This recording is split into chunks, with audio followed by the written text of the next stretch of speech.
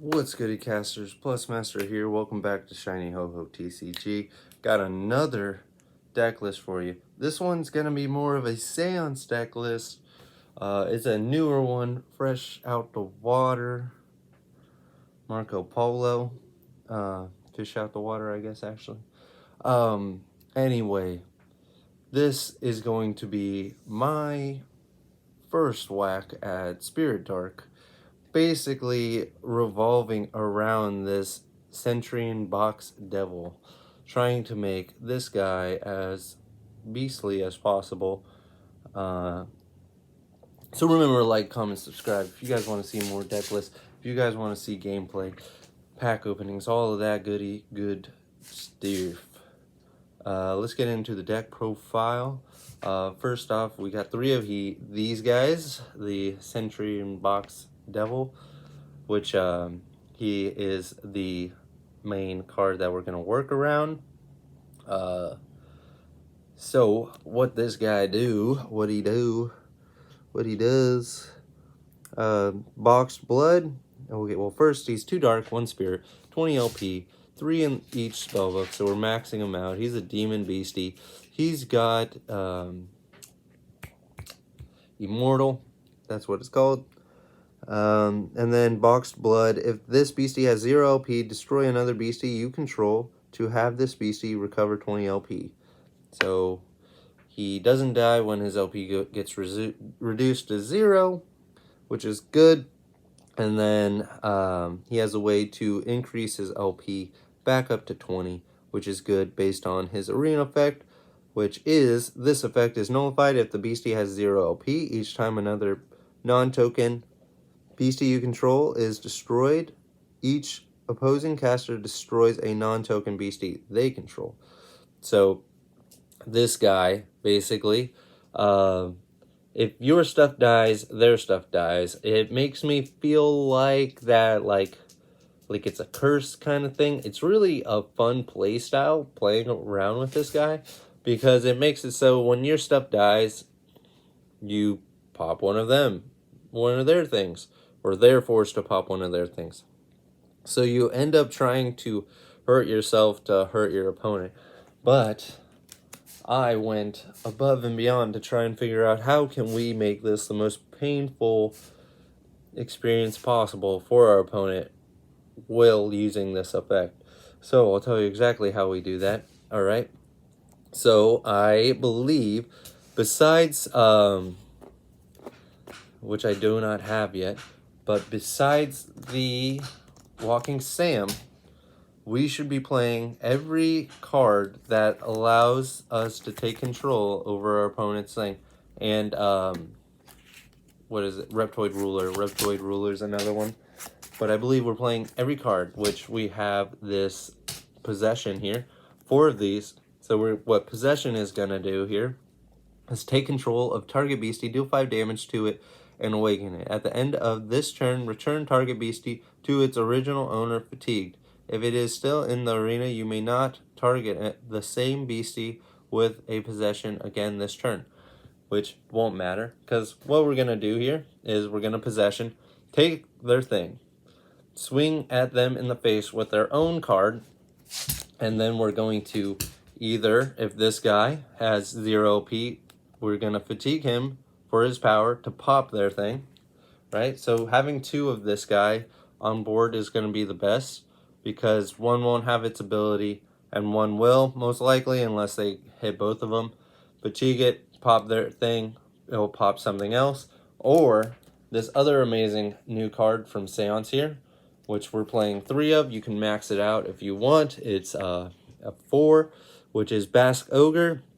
It's a 2 dark drop, 50 LP. It's a Beast Ogre, 4 per spellbook. It has the invisible trait, so it can sit around for a bit unless they have a spell. And if a basket's within eyesight, this beastie enters the arena awaken, which is super sick, meaning you get to play this thing effect right away. Which our main thing we're going to be using this for is the Midnight Snack. You pay 1 dark aura and destroy another beastie or artifact you control to bookmark 1. So not only is it draw power, but we'll be able to take control of the thing, smack them in the face with their thing, then pop their own card to have them pop another card with the box demon, and then we'll get to draw a card. So that is our main line of play here. We're going to take control of their things, pop it with this, force them to pop something else, and draw a card. Being able to go throughout our deck and have access to popping their stuff. And the box devil can also pop stuff if he doesn't have his effect. So that's one of our main lines of play in here. Then one of our other and only other currently dark spirit beasties is the Winock. I don't know how you say this. Butterfree here. The female Butterfree from Pokemon Gen 1. Anyway, it's 1 spirit, 1 dark, 10 LP. You can play 4 in a spellbook. We're playing 3 in this stack list. It is a beastie spirit, flying, spirit, traits, terra bonuses that we don't use. And then if an opponent beastie with a sleep, this is an arena effect, with a sleep indicator is targeted or damaged by an attack from a beastie bloodsucker, do not remove sleep indicator or resolve attacks from that opposing beastie. So that works along with our Mercy Brown, which we're playing 2 of in this deck list. So Mercy Brown is able to like pick things away and kill it. Well, we put things to sleep with our Butterfree, which I also have this is Marceline, the Vampire Queen, which once I get the release event decks, I might be using that one instead. But so Marceline here is going to be able to help us kill things, to be able to make tokens, to be able to pop them with our basket, to be able to draw. That won't trigger this effect, but it will help us draw, and it also will help with black masses, making it so we can increase the total amount of effect that blast masses is able to do. I'll go over that in a second. Midnight Fangs it does sleep. It does 10 damage we're going back to the Butterfree card. Sorry, we're jumping all over the place. It is a very, not combo-ish. It has tiny combos, but it is I can't think of the word now. That's why I just say combos, but it's a conditional deck where based on what cards that you have, you're able to do certain amount of plays, stuff like that. But they're not technically combos. You're not like doing like bing, bang, boom, boom. You're kind of just like, oh, they just synergize very well, stuff like that. So the coin flip for sleep for Midnight Fangs is, on this attack, is automatically heads. Beasties, bloodsuckers deal plus 10 damage until the end of this turn. So this thing puts something to sleep and makes it so our Marceline, the Vampire Queen, gets an extra plus 10 damage, making it a hit for 50, making it so it hits 100 when something's asleep. So you just put something to sleep and most likely knock it out with the Marceline, Vampire Queen, Mercy Brown. So that's what's really cool about that. The only other 2 beasties that I haven't brought up in this deck are Walking Sam, which also makes it so you can make a token. So this can just butt heads. It'll ditto, butt heads, and remove something. And then he also can pop it with the Basket Ogre to draw, which is nice. And then this guy is just really nice to be able to spot remove something. And late game, you can pop some of your spirit stuff to kind of eliminate 3 pages on their side, forcing them to destroy it with the Box Devil. If you can line it up correctly. We're not playing like a ton of spirits, so it is a little nichey to do that, but you can actually do that and bring back the what the red ghost. He's the red ghost. Okay. And then going back to spells, we got those 4 possessions that I brought up earlier. Very big combo piece in the deck. Just being able to take control, pop their thing, and then force them to pop something else.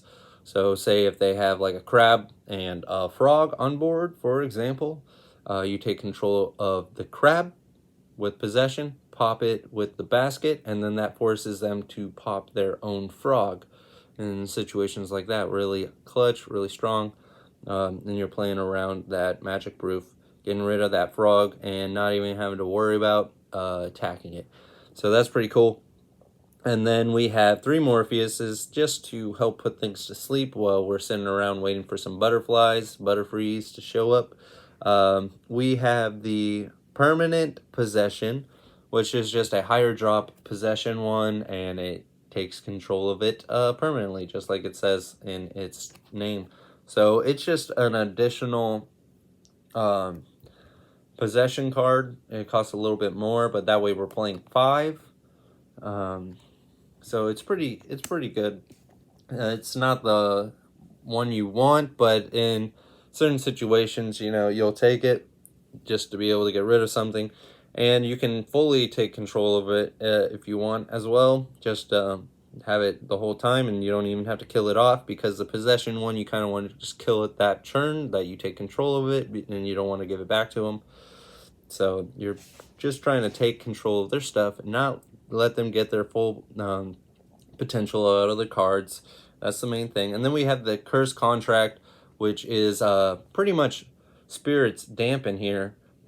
Pretty cool. New card from Seance as well.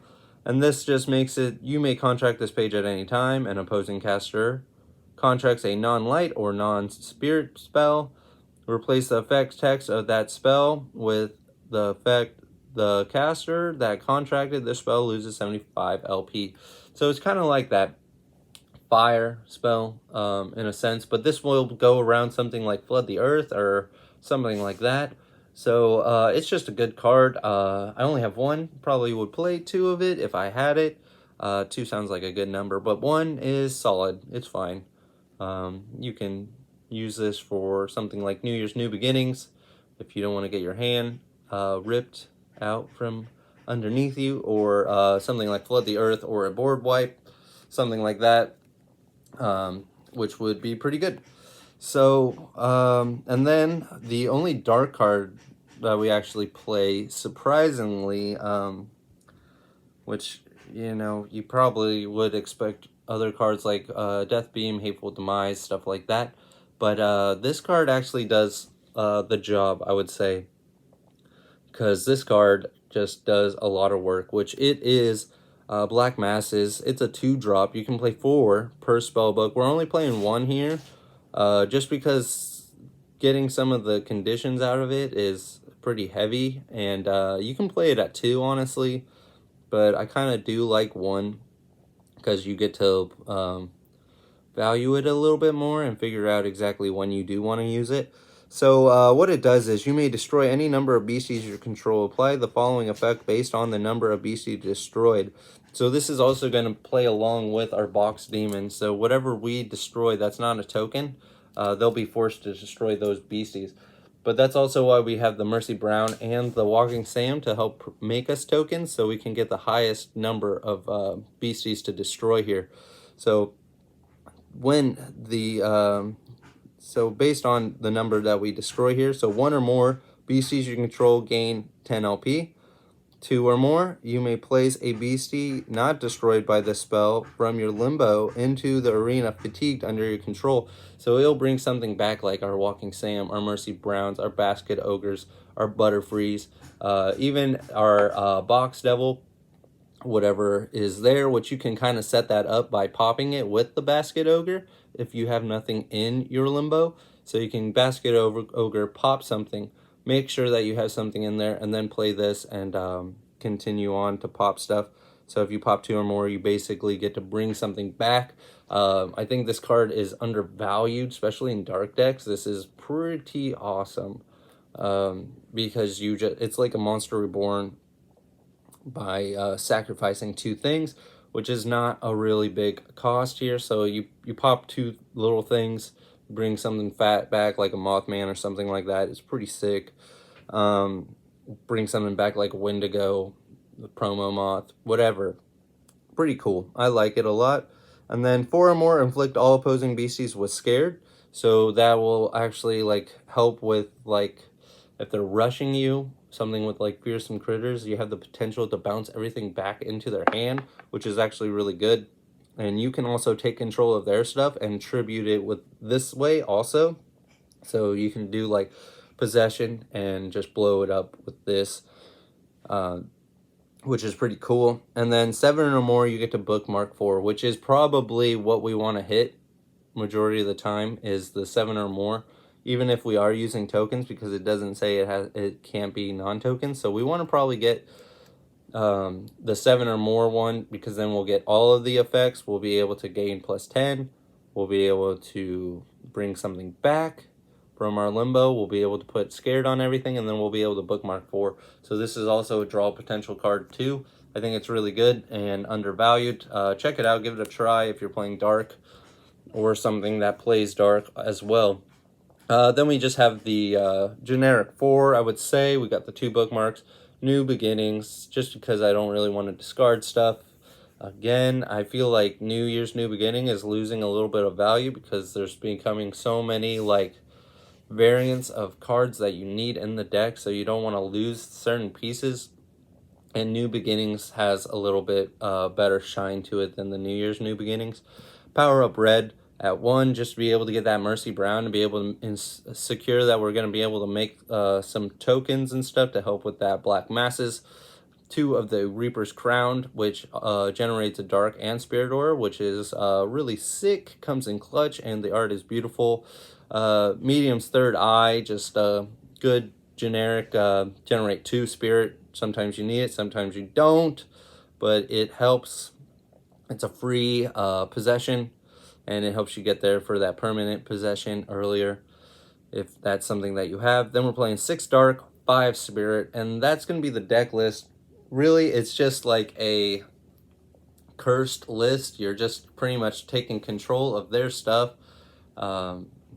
killing their things to kill more of their things. It's really sick. It's like a sacrificial deck, but you pretty much are like taking their stuff and sacrificing it, progressing your game state and your board further than theirs. And it's really got like a control aspect to it, and I like that a lot.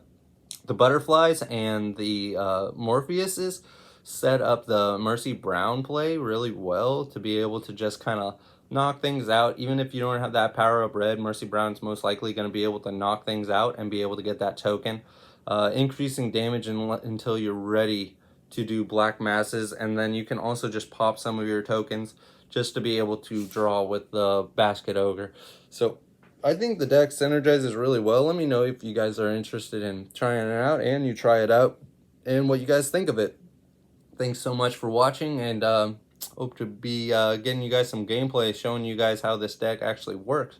So remember to go check out the Twitch, shiny_hoho23, and hopefully see some gameplay here pretty soon. Hopefully getting some more out today. I don't know how soon these deck lists are going to be going out. I'm just trying to like whack them all down so I can get them posted throughout the week. But hope you guys have a good day. It's Friday, and have a good one. Stay safe out there, and everyone have a good Halloween. That should be coming up here soon, and I should be doing a video here doing a giveaway for a Halloween promo for my game Pocket Dimension. So if you're interested in that, make sure you guys subscribe. Follow me on Instagram as well at plusmaster23. That's kind of where I post a lot of the things, saying when I'm going to be going on Twitch, and things talking about my game Pocket Dimensions, which should be coming along here pretty soon. And I would appreciate and love any support from that. All right, peace out.